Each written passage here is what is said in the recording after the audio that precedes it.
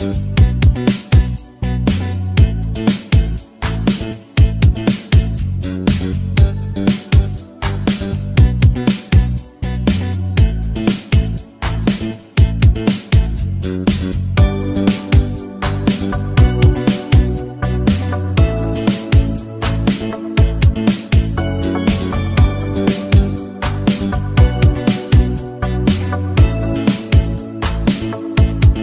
day everyone! Mauya to Zimbabwe. Are you all excited with our tour?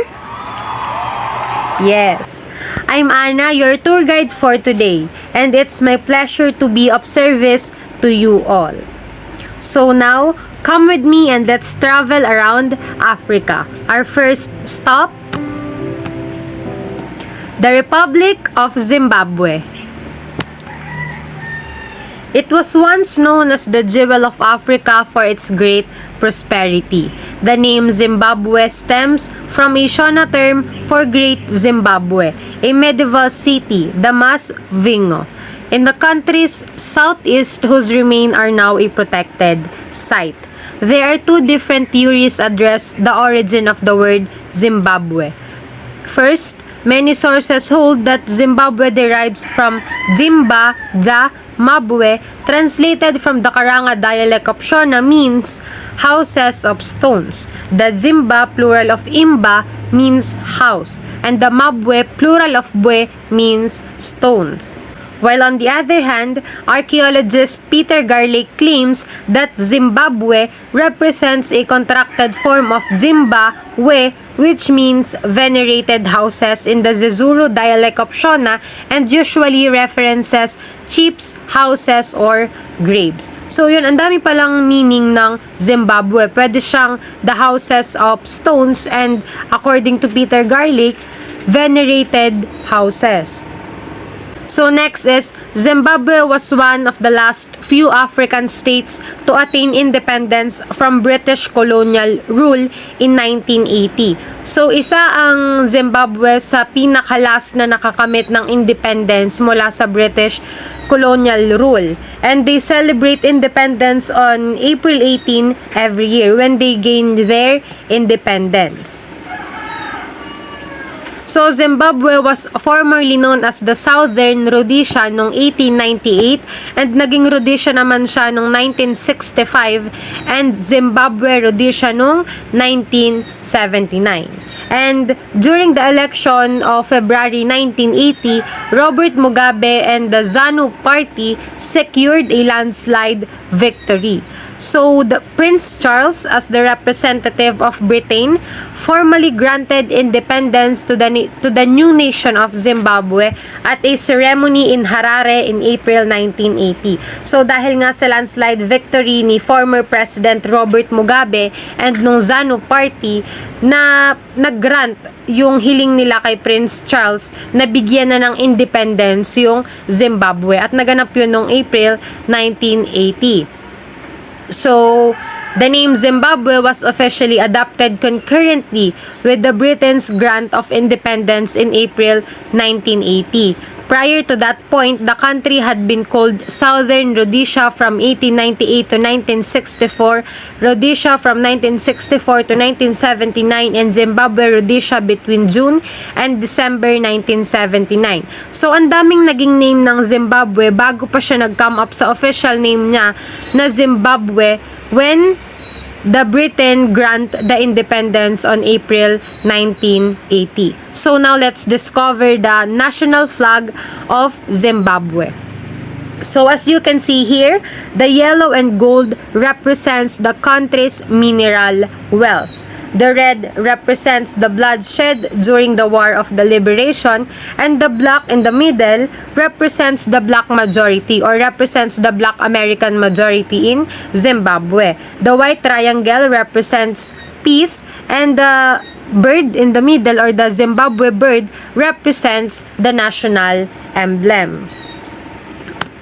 So now, Zimbabwe has a centralized government, and it is divided into 8 provinces and 2 cities. Take note, 8 provinces and 2 cities, but yung dalawang city na yon is may provincial status. So technically, Zimbabwe has 10 provinces and it is for their administrative purposes. So lahat ng nakikita nyo na provinces dyan, each province has a provincial capital from where the government administration is usually carried out. So now, let's go to the Sunshine City of Zimbabwe. The Harare. Welcome to the Sunshine City of Zimbabwe, the Harare. So Harare is the capital of Zimbabwe, once known as Salisbury. On the edge of the landscape, Harare Garden, the National Gallery of Zimbabwe, has a large collection of African contemporary art and traditional pieces like the baskets, textiles, jewelry, and musical instruments. So as you can see here, dito sa map dito, makikita nyo dyan yung Harare. At yun nandyan yung mga National Gallery nila, yung mga collection ng mga contemporary arts. So now let's go to Harare. This is the capital and the most populous city of Zimbabwe, and more attractive than most other Southern African capitals. Harare is a laid-back city where wide avenues are lined with dusty red earth and indigenous plants and blooming jacarandas give it a lonely African summertime feel. So if you will visit Zimbabwe, make sure to go to Harare. So let's move on and know the total area of Zimbabwe. So it is 150,872 square miles and 390,757 square kilometers. The population is 15,092,171 in 2019 estimate. So the country's population is approximately 16 million people. The religion, as of 2017 estimate is, so as you can see here, Christianity is the most followed religion in Zimbabwe. However, there are also Muslims, Hindus, Protestants, and Jewish minorities. So the ethnic groups, according to 2012 census, 99.38% Black Africans, mainly Shona and Ndebele. 0.22% white African, and so on. The currency is the Zimbabwean dollar. So in Zimbabwe, there are 16 official languages. The Chiwa, Chibarwe, English, Kalanga, and others. And the official language of Zimbabwe is English. However, the Shona and Ndebele is their most used language there. And the form of government is the unitary republic with the two legislative houses, which is the Senate and the National Assembly. Of course, the head of state and the head of government is the president, which is President Emerson Mnangagwa. The culture. The culture in Zimbabwe has many different cultures, which may include beliefs and ceremonies, and one of them is being a Shona, Zimbabwe's largest ethnic group. The Shona people have many sculptures and carvings which are made with the finest materials and materials that is available. So, makikita talaga natin na ang mga Shona is creative and innovative. The arts. The traditional arts in Zimbabwe includes pottery, basketry, textiles, jewelry, and carving. Among the distinctive qualities are symmetrically patterned woven baskets and stools carved out of a single piece of wood. So, mahilig sila gumawa ng mga basketry, ng mga woven baskets na may pattern na symmetrical. And then, if you are sporty and you are interested in football or also known as soccer, Zimbabwe is the best place to visit since the football is the most popular sports in Zimbabwe. Of course, the cuisine. The cuisine in Zimbabwe is characterized by its intense and well-defined flavors, thanks to the use of spices and herbs in most of the recipes that they prepare. This country has a very rich and tasty culinary culture whose dishes stand out. In addition to their flavor, also for the ease of their preparation. So, yung cuisine or yung mga food sa Zimbabwe is more on exotic, raw, half-cooked, ganyan. And they also like veggies. So, vegetarian travelers will find a variety and very high-quality options here in Zimbabwe. And the drink in Zimbabwe is beer. It is the most popular alcoholic drink there.